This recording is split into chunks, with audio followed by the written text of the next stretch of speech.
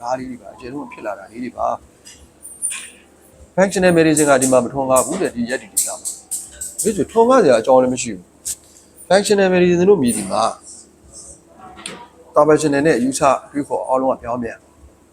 ဝေးကြေးလည်းပြောင်းပြန်ပဲ conventional က1000ဆိုရင် functional က3သိန်းမလွယ်ဘူးလေဗျာတကယ်ကို advanced laboratory နဲ့ရှင်းရမယ်လေဗျာပြီးရင်ဘဝတစ်ခုလုံးလိုက်ရမယ်လေဟို genetics လည်းလိုက်ရမယ်နေတာတိုင်းဆရာတောက်တယ်လည်းလိုက်ရမယ်မိမိပတ်ဝန်းကျင်လည်းလိုက်ရမယ်မိမိလက်ရှိလုပ်နေတဲ့အလုပ်ကလည်းလိုက်ရမယ်စိတ်ပိုင်းဆိုင်ရာခြေကနေလိုက်ရမယ်သွားပြီးအများကြီးပဲပေါ့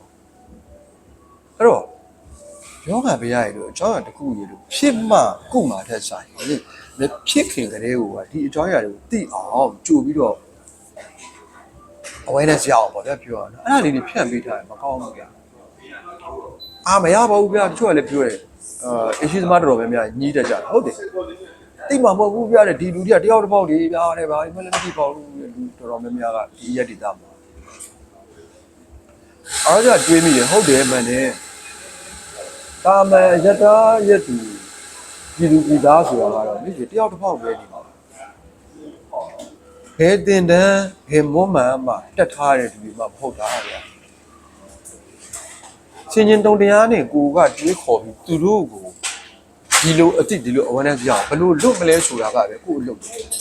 တို့သွားပြီးဖြစ်ပြောနေလို့ဘယ်လိုလုပ်ရသူတို့တစ်လုံးဒီတိုင်းပဲနေမှာဒါပဲလေပြည်သူဆိုတာကျောင်းတစ်ပေါက်ပဲနေမှာပဲခိုင်စုံထားမယ်ထားစုံထားမယ်ကန့်လန့်လုပ်မယ်ဒါပဲသူတို့အတွက်အကျိုးရှိတယ်သူတို့အတွက် benefit ရတယ်ဆိုလုပ်အဲ့သူတို့မသိဘူးရှင်ရှင်တုံတရားဆိုတဲ့အရာကမိမိတို့ဘယ်လောက်အထိအရေးပါတဲ့အရာရောက်တယ်မိမိရဲ့ဘဝတစ်ခုလုံး life career အတွက်အကျိုးရှိတယ်ကျမ်းမာရေးမှာဆိုရင်တန်ဖိုးတော့ဖြတ်လို့မရနိုင်တော့အကျိုးရှိတယ်ဆိုတဲ့အရာလေးကောင်းတဲ့ထည့်ပေးလိုက်ပြီးပြီလေရတယ်ဒါပဲကဲဟောပါပြီဗျာပြီးတော့ရှင်ရှင်တုံတရားက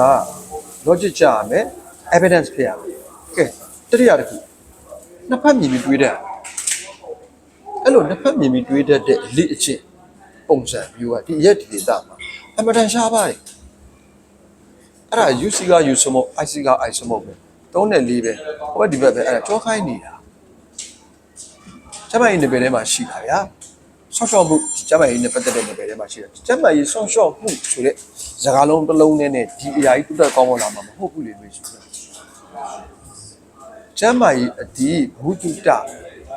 မှန်ကန်ပြန်ပွားဖို့မှန်ကန်တဲ့ကျမကြီးဘုဒ္ဓပြတွေဖြစ်တရားနဲ့မှန်ကန်ပြန်ပွားဖို့ကအမှန်အရေးကြီးတယ်အဲ့ဒါလို့ရှိရင်ကုတာတစ်ပိုင်းတက်တယ်မဆိုင်ဘူးကုတဲ့အခွင့်ဟိုဘက်သွားလောကမပြောင်းနေမဲ့နေရမဲ့သူတွေအဲ့လိုတွေးခေါ်တဲ့အခွင့်ဒီဘက်လာအဲ့ဒါလို့ဆင်ញင်တုံတရားမျိုးခေါင်းနဲ့ကောင်းကောင်းရောက်အောင်ကိုချင်းစာတက်တဲ့နှစ်ဖက်တွေးတတ်တယ်ပေါ့ဗျာအဲ့လိုပြန်ပြီးတော့ဆင်ញင်သုံးသက်တက်တယ်အဲ့ဒါလို့တွေးခေါ်ရဖို့လူရဲ့အမှန်အရေးကြီးတယ်လူတာโอเคအဲ့ကလူတာငါရှောင်းမင်းကြောင့်လည်းမသိချင်ဟုတ်တယ်လေရှောင်းဘက်ကကြည့်ရ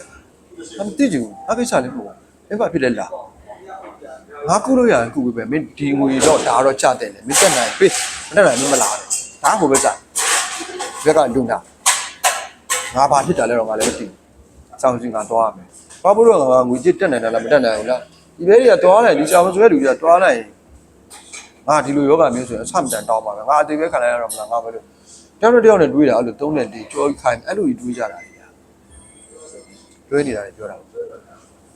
လူနာဆိုတဲ့ပုဂ္ဂိုလ်ကလည်းရှောင်းတော့